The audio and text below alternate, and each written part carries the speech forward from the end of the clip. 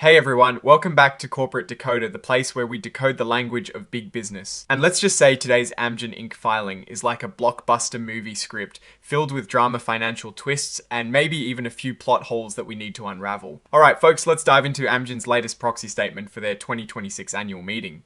And this filing is packed with details about their executive compensation board, elections, and the company's overall strategy and performance in 2025. First up, Amgen is boasting a pretty impressive 10% jump in revenue and sales for 2025 compared to the previous year. That is a solid performance, especially considering the tough market conditions they're navigating. And it gets even better, 18 of their products hit record sales in 2025, which tells us their core business is performing exceptionally well. Plus, they've got 14 products that are absolute giants bringing in over $1 billion each. That is a testament to the strength and breadth of their product portfolio. Now, into the exciting stuff, regulatory wins in 2025. Amgen secured 5 major approvals from the US Food and Drug Administration, which is crucial for bringing new life-saving treatments to patients. They're also making big moves in the obesity space with their MariTide drug candidate advancing through phase 3. Studies, this is a huge area of growth for drug manufacturers. Let's look at Repatha, a key drug in their general medicine portfolio. Its phase 3 study showed a significant 25% reduction in major cardiovascular events. That is a massive win for patients and for Amgen's bottom line. In oncology, 2025 brought a full FDA approval for IMDELLTRA for certain types of lung cancer. This is a vital treatment for patients facing this serious illness. And in rare diseases, UPLIZNA grabbed 2 FDA approvals, including a groundbreaking one for immunoglobulin G4. Related disease, this highlights Amgen's commitment to tackling unmet medical needs. On the manufacturing front, Amgen is doubling down on their US presence. They announced a massive $900 million investment in Ohio and another $650 million in Puerto Rico to boost drug production. This sounds like a strategic move to ensure supply chain resilience and capitalize on domestic manufacturing advantages. Now let's talk about the leadership itself. The board is proposing 12 directors for re-election, and looking at the breakdown of their experience, especially in areas like healthcare, science, technology, and public company leadership, they seem to have a strong and diverse group guiding the company. Interestingly, the average tenure for their director nominees is about 8 years. This suggests a balance between experienced leadership and fresh perspectives.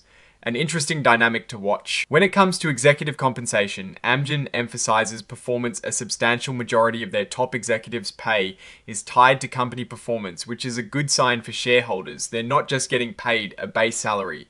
A big chunk is performance-based. Looking at the 2025 total target direct compensation mix for their top executives, a huge part of it is indeed performance-based equity awards and annual cash incentives.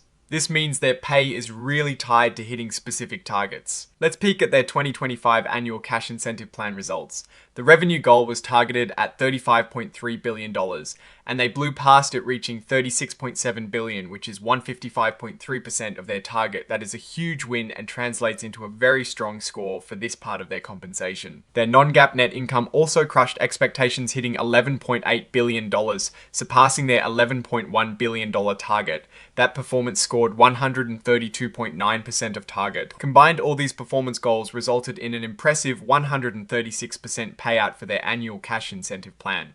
This shows their executives are being rewarded handsomely for strong execution. For long-term incentives, 80% of equity awards are performance-based.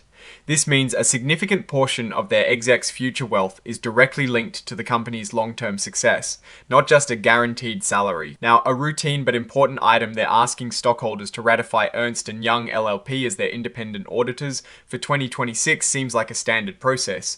But it is good they're transparent about it. There is also a stockholder proposal suggesting they split the CEO and chairman roles, and the board is recommending a vote against it. They argue their current structure with a lead independent director works well and provides good oversight. Looking at the financials for 2025, Amgen reported a GAAP net income of $7.7 billion.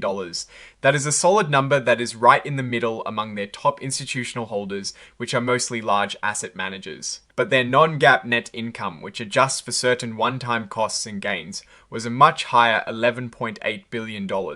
That is a significant difference, folks, and shows how important these non-GAAP adjustments are for understanding the underlying business performance. And let's not forget that 10% revenue growth we mentioned earlier. it is a really strong trend line. When we look at their pay versus performance tables, which are pretty dense, you can see the compensation actually paid to their CEO in 2025 was $49.3 million. This is substantially higher than the summary compensation table, number of $24.6 million. The big difference comes from changes in the fair value of equity awards, driven by the company's stock price appreciation.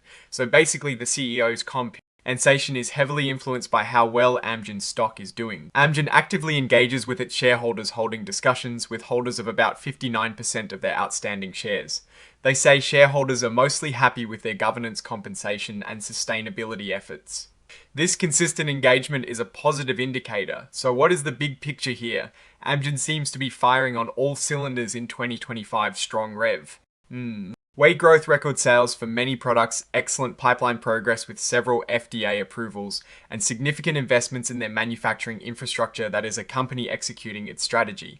Well, the executive compensation structure is heavily weighted towards performance, and their 2025 results show their top brass were handsomely rewarded for hitting aggressive targets, particularly on revenue and net income. It is a clear case of pay for performance, though the massive gap between summary compensation and compensation actually paid highlights the significant impact of stock price on their CEO's earnings.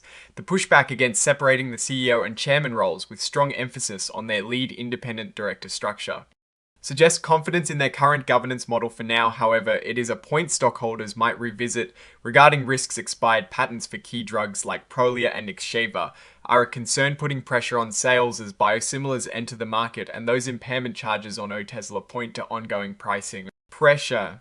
And regulatory impacts like the Inflation Reduction Act. Overall, Amgen looks like a robust company with a clear strategy for growth driven by innovation and expanded manufacturing capacity. They are effectively rewarding their executives for performance and engaging with shareholders on key governance issues. While some patent expiration and pricing headwinds remain, the company's overall financial health and strategic execution appears strong. What is your take on Amgen's 2025 performance and their executive pay should the CEO and chairman roles be combined?